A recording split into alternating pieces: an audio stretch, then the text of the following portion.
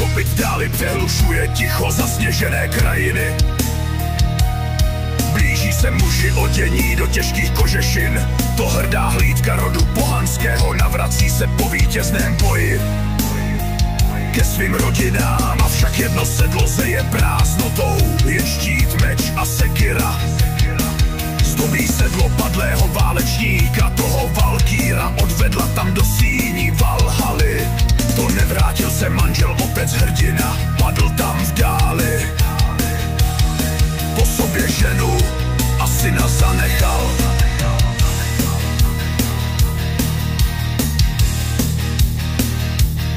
Ujala se ve syna mladého a starší učili jej, jak v dobrého muže dospět. Učili jej po lesíti zvěř lovit, ale i jak bojovat, jak nepřátele na těle i duchu zlomit a dodržet cti rodu, jak pravé bohy milovat.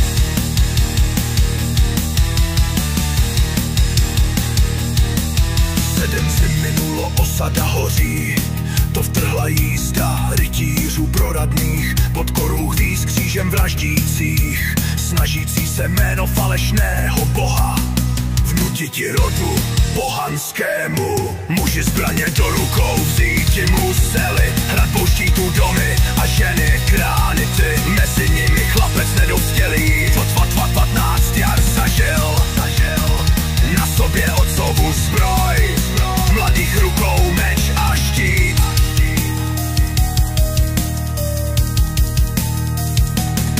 On velmi mlád, avšak dobře ví, co je povinnosti každého muže. Roda zemi chránit, za bohy prastaré se býti. Nenechat cizáky starší pobíti a ženy zneuctit před on. Bez strachu to otec Asgardu vede kroky jeho cize žabí a ti, co před ním ve strachu utíkají zpět do rozbouřených vln moře žene hrdina.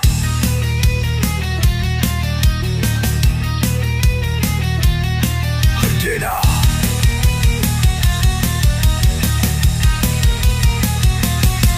Ze tmy letí poslední šíp, proradný ten šíp satanův, vyroben pro slávu falešného boha, našel jej a on krutě zasažen. K zemi padá a ústy zalívající se krví naposledy vysloví jméno Všeotce. Oděn!